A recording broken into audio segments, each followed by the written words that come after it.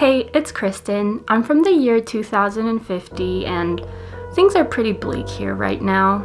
It's the end of October, which means spooky season is almost over. So I thought it might be fun to scare you with some realistic scenarios of how people will die in the future. So here are 5 ways to die in 2050. Death by heat. Living in cities is hard enough, but when summer comes around, it can even turn out to be deadly. With a temperature now almost 3 degrees above pre-industrial levels, a simple blackout during a heat wave will leave you without an air conditioner or a fan and at the mercy of the heat. If you're elderly and frail, your chances of survival might even be 0. Thinking of escaping to the countryside to avoid the extreme heat of the city?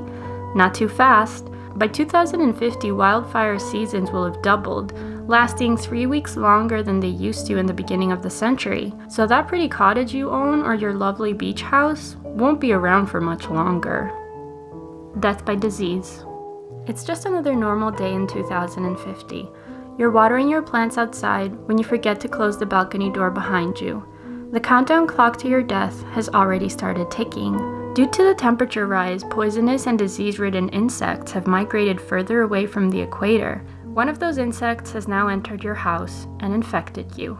Antibiotic overuse on people and farm animals has led to worldwide antibiotic resistance. You quickly pass away before even having the time to Google your symptoms. Death by dehydration. Ismail Serageldin once said, "The wars of the 21st century will be fought over water." Water scarcity has led to a lot of conflict, but also many water shortages. So what happens when there's a curfew banning you from leaving your house, and one day suddenly you turn on the faucet and there's no water? You wait patiently for a few hours, but then the hours turn to days, and before you know it, you're dead. Death by pollution. In the future, pesticides and CO2 emissions have doubled the number of deaths caused by pollution. You wore a gas mask every time you left the house, but despite of that, you still don't escape from getting lung disease. But don't be sad, you're not alone. In 2050, another 6.6 million people died from pollution. Death by loss of will to live. Since the 2010s, the science community was warning animal agriculture was the leading cause of climate change. Yet nothing was ever done to reduce meat and dairy consumption. Countries switched to renewable resources and electric cars, but the world kept heating up. A few people switched to plant-based diets, but it was never enough to make a difference. When your friends asked you to join them in quitting meat and dairy, you said, "I can't live without meat." But finally in 2050, a global decision was made to stop subsidizing animal products with taxpayer money. Now that the supermarkets are selling meat and dairy for its actual price, you can no longer afford it. You spiral out of control knowing you'll never be able to eat animals again. But as a true woman of your word, you decide to end it all. Because a life without meat is a life not worth living.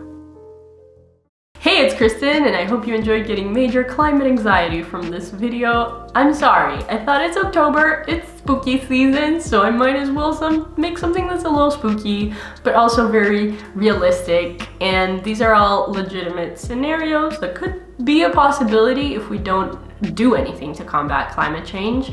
And I have all my sources linked in the description box if you want to verify this information for yourself, but also, this is the worst case scenario, so in case you're freaking out, it's not gonna be this bad, hopefully. So let me know in the comments, how do you think 2050 will end you? And also like this video if you liked it, subscribe for more videos like this, and a huge thank you to my patrons for supporting this channel. And I'm gonna sneeze now. Okay, bye.